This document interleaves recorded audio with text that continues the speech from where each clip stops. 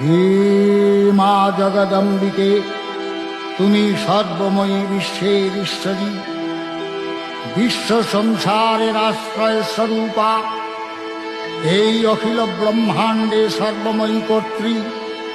তোমার অন্তরস্থলেই সৃষ্টিকর্তা ব্রহ্মা, সর্বশক্তিমান বিশ্বপাতা বিষ্ণু এবং প্রলয়কর্তা দেবাদিদেব বিরাজমান। তুমি দেবগণের আধার স্বরূপা, দেবতাদের ও পিতৃলোকের পরম তৃপ্তিদায়ক স্বাহা সধা হব্য ও কব্যরূপে প্রকাশমানা। হে মা কালী, হে মা বিশ্বজননী, তোমার শরণাগত ভক্তের প্রতি তোমার আশিস প্রতিনিয়ত ভক্ত মস্তকে যেন বর্ষিত হয়। শুধু এই